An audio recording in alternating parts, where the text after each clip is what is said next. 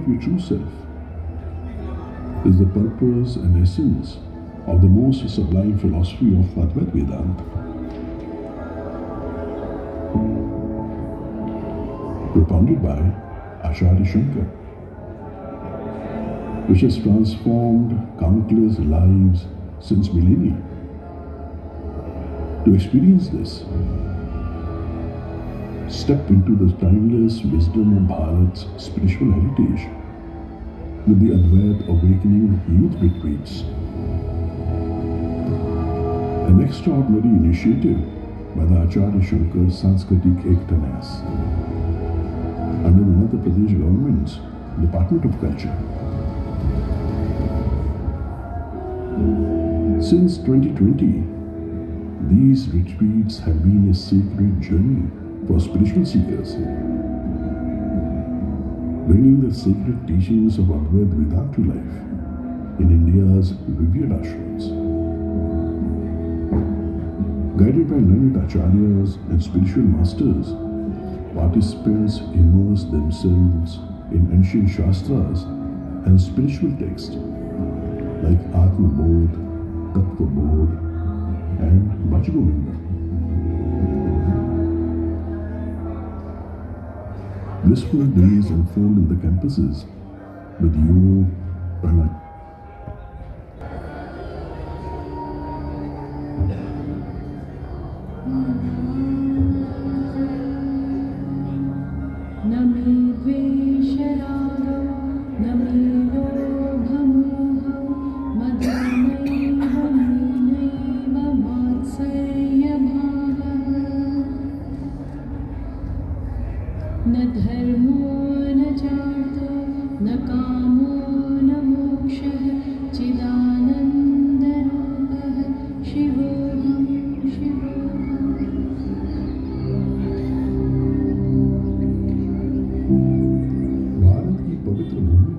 सहस्त्राब्दियों से कई महान संत अवतरित होते रहे हैं। उनमें से कुछ ऐसे संत हुए जो मानवता की सच्ची मार्गदर्शक बने। ऐसे ही महानतम आत्मज्ञानी संत थे आचार्य शंकर। ज्ञान के प्रकाश की दिव्य आभा से उन्होंने उस समय भारत के आकाश पर छाए अंधकार को दूर कर दिया।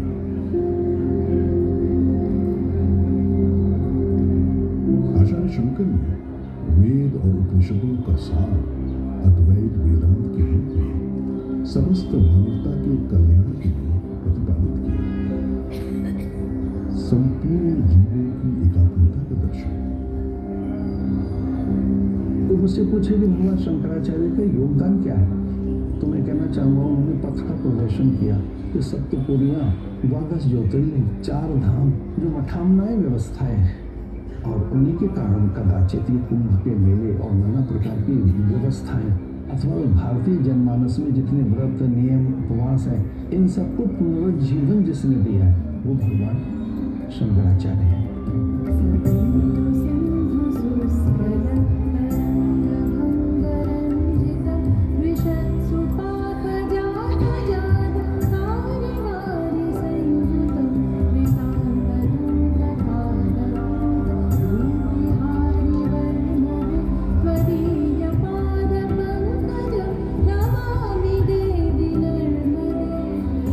प्रदेश का एक पवित्र क्षेत्र आचार्य शंकर के जीवन में असाधारण महत्व रखता है, ओंकारेश्वर।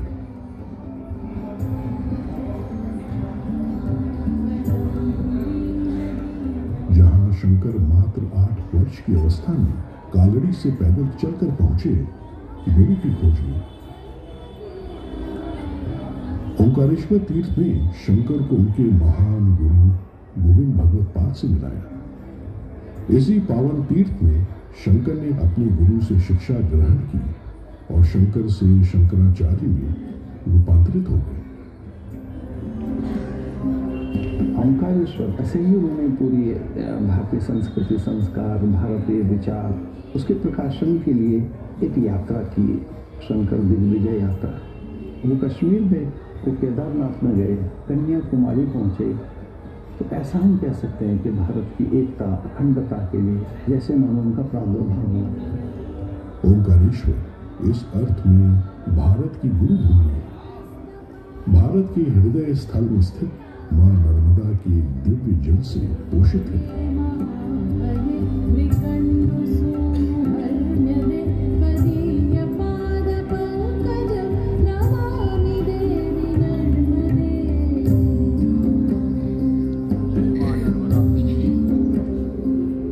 फरवरी 2017 को मध्य प्रदेश सरकार द्वारा एकात्म धाम की परिकल्पना को हजारों संतों और जनमानस के समक्ष प्रस्तावित किया।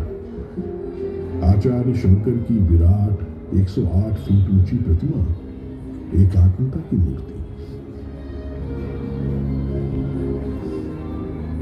उनके जीवन वृत्त और शिक्षा के माध्यम से मानवता का मार्गदर्शन करने हेतु अद्वैत लोक नामक एक अत्याधुनिक शंकर संग्रहालय और आचार्य शंकर प्रणीत ज्ञान परंपराओं का अध्ययन और अनुसंधान करने के लिए विशाल आचार्य शंकर अंतर्राष्ट्रीय अद्वैत वेदांत संस्थान।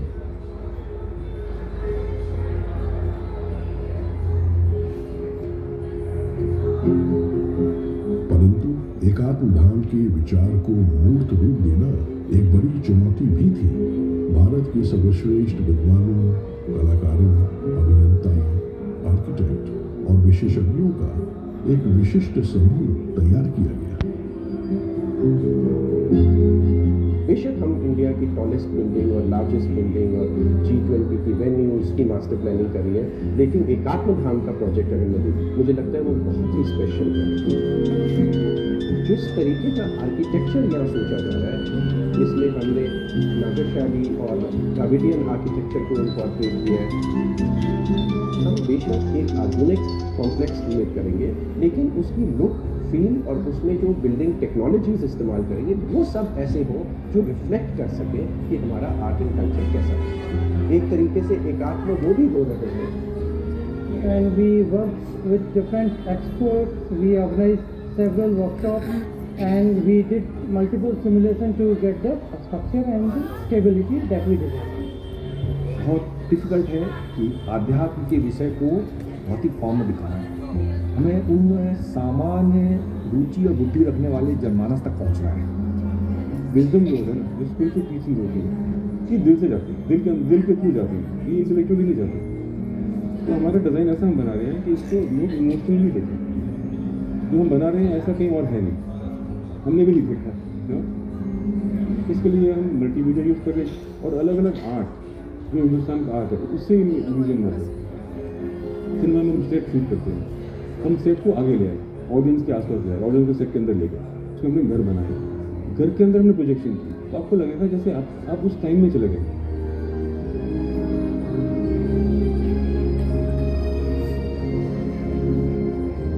आचार्य शंकर की प्रतिमा के लिए धातु संग्रह अभियान हेतु दिसंबर 2017 में एकात्मता की यात्रा निकल पड़ी।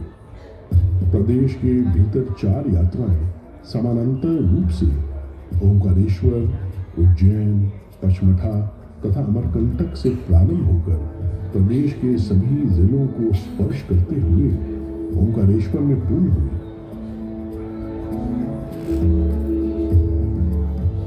इसके अतिरिक्त एक यात्रा कालरी से केदारनाथ तक भी निकाली गई।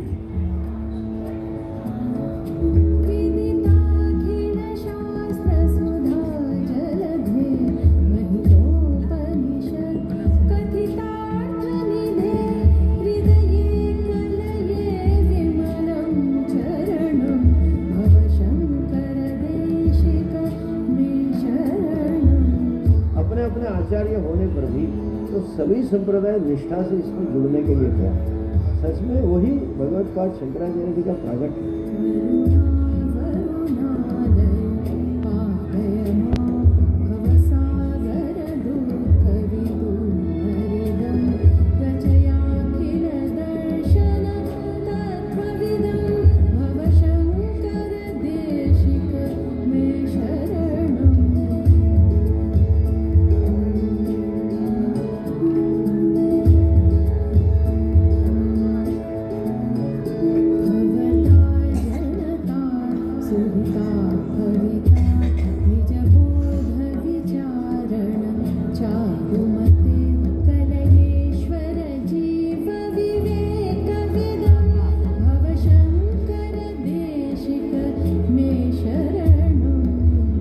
साल की उम्र में वो कालोनी से निकले और नर्मदा तीर्थ ओंकारेश्वर में आए और 11 साल की उम्र में वो दिग्विजय को बने।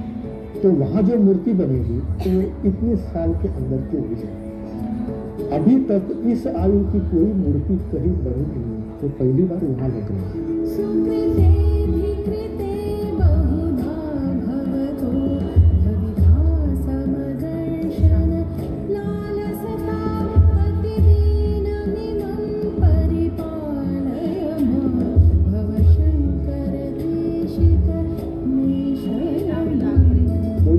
दो तरीके से होता है, आइदर आपको विंग गवर्न करता है, नहीं तो अर्थक्वेक गवर्न करता है। ये स्टडी हमने किया।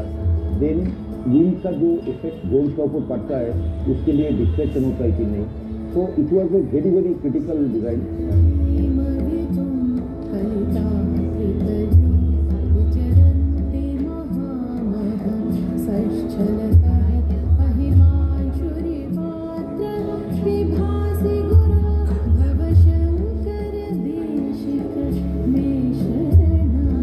करीब 6 फीट के पार्ट कास्टिंग के और वहाँ असेंबल के सबसे पहले पैर यहाँ पे मुझे दिखाया गया और मैं खुशी महसूस कर रहा था कि मेरा एक सपना साकार हो रहा है।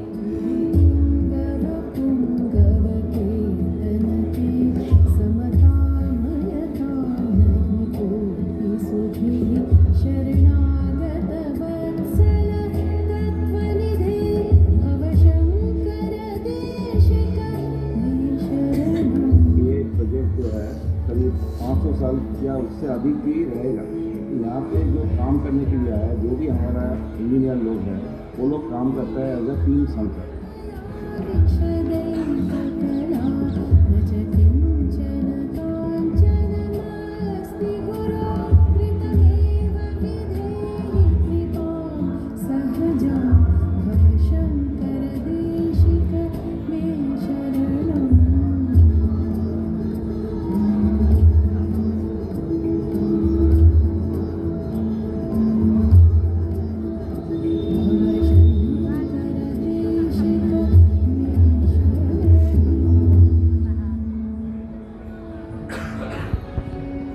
भारत आज है क्योंकि आचार्य शंकर थे। आज के समय भी भारत की जो दृष्टि है उस दृष्टि के मूल में क्या है? जो मूल में है ये आचार्य शंकर की यात्रा का परिणाम है।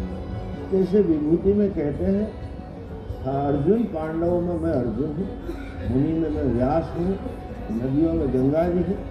तो शायद आज कृष्ण भगवान होते तो कहते कि आचार्यों में मैं शंकर हूँ, धर्म की स्थापना के लिए ही मैं आया। आदि शंकराचार्य किसी एक जाति के नहीं, मत के नहीं। उन्होंने कहा जाति नीति कुल गोत्र दूर हो। अद्वैत ज्ञान का सिद्धांत यही है।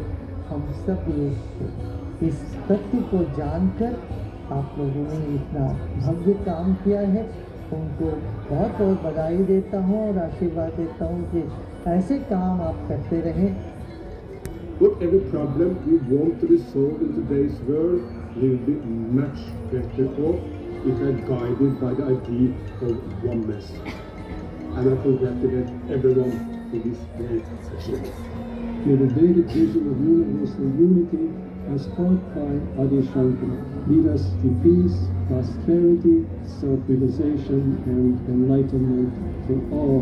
आने वाली शताब्दियाँ अब भारत की हैं और वो वेदांत की शताब्दी होगी, वो ज्ञान की शताब्दी होगी। उसका तीर्थ बनेगा ओंकारेश्वर धाम। It's fantastic that Madhya Pradesh as a state is reviving the spirit, being in the heart of India. As the heart beats, I am sure the spirit of Adi Shankara will spread across the nation. Madhya Pradesh सरकार द्वारा लिया गया वो प्रण आज पूरा हो गया है। मानधाता पर्वत पर नवनिर्मित एकात्मता की मूर्ति अब ओंकारेश्वर के पवित्र तीर्थों की दिव्य माला में मध्य मणि के समान शोभायमान हो गई है। ओंकारेश्वर के तीर्थ यात्री आचार्य शंकर के अनुग्रह से कृत्य हो रहे हैं। एकात्म धाम ने भारतीय जनमानस की सुप्त वैदांतिक चेतना को पुनर्जागृत कर दिया है। एक नवीन युग का आरंभ हो चुका है, अद्वैत वेदांत का स्वर्ण युग, वैश्विक एकात्मता का युग, आचार्य शंकर का युग।